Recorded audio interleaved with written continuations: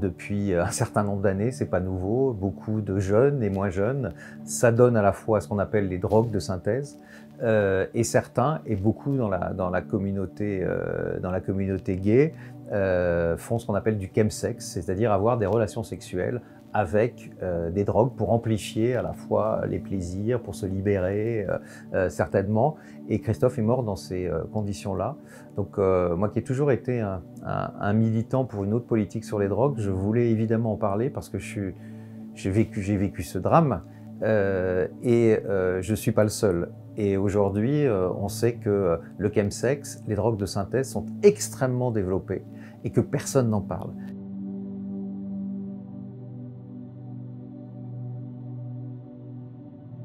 Vous racontez progressivement la procédure. Et où en est aujourd'hui l'enquête? Écoutez, l'enquête est terminée. Il devrait y avoir un procès, puisqu'une personne qui était avec lui va être poursuivie. Voilà, ce qui est un peu terrible, c'est de penser que peut-être, si on a vu une réaction un peu plus rapide, il serait peut-être encore vivant. Mais malheureusement, vous savez, on ne fait pas le passé. Moi, même ce procès ne m'aidera pas en soi, parce qu'il ne m'explique pas ce qui s'est passé dans la tête de Christophe les derniers mois de sa vie, pourquoi il a eu besoin de recourir à des produits. Ça, c'est des questions que les survivants se posent avec beaucoup de culpabilité et d'inquiétude. Et est-ce que ce procès et votre livre peut aussi servir à donner des réponses ou à aider des gens, par exemple, sur la prévention? Est-ce que le fait de ne pas mélanger certaines substances avec d'autres, le fait de devoir attendre avant d'en reprendre une, est-ce qu'il n'y a pas une prévention manquante, des voies manquantes sur ces thématiques-là?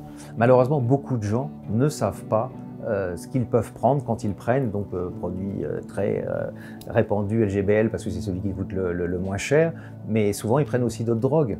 Parce que voilà, on va être encore plus libéré, on veut avoir encore plus de prouesses sexuelles, et souvent, beaucoup ne savent pas qu'en prenant ces différents produits, ils sont dans une espèce de mésusage et que là, leur vie peut être en jeu. Vous pouvez chercher de grandes déclarations du ministère de la Santé, des responsables politiques depuis un certain nombre d'années sur la question, elles sont totalement inexistantes, alors qu'on sait qu'aujourd'hui c'est un phénomène qui est extrêmement important et on voit bien que notre politique des drogues, elle ne peut plus fonctionner telle qu'elle est aujourd'hui, parce que le GBL par exemple, qui est un des produits qui est beaucoup utilisé, il n'est pas illégal, il n'est pas classé dans les stupéfiants, comme on vient de le voir d'ailleurs encore dans l'affaire de Christophe. Et même si c'était illégal, vous allez mettre un policier derrière chaque personne qui commande des drogues. On sent aussi qu'il y a eu beaucoup de moments pénibles ajoutés au drame, parfois la brutalité des enquêteurs ou la brutalité de ce jour où vous avez découvert Le Parisien par exemple,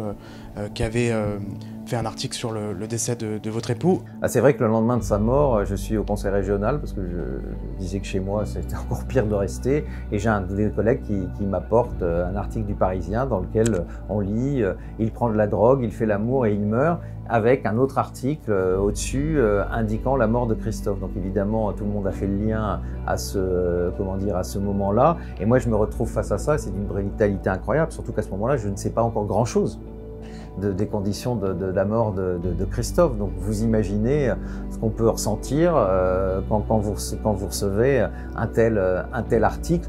Vous aviez eu des condoléances de la part du président de la République, de personnes du gouvernement. Justement, ce silence que vous avez mentionné tout à l'heure, qu'est-ce que ça vous inspire?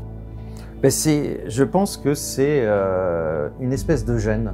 Je pense que l'opinion publique, elle n'y est pas prête. Moi, je pense qu'elle y est prête un peu globalement, mais qu'elle n'y est peut-être pas aussi prête d'aller aussi loin, par exemple sur des produits plus lourds, parce que tout simplement, elle ne sait pas non plus quelle est la situation aujourd'hui.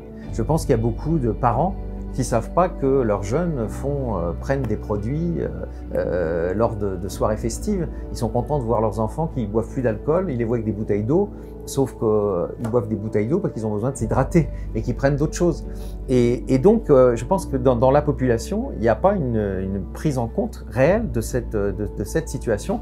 On a un moment, il faut vraiment se poser une question sur les drogues en France. On ne peut plus fermer les yeux.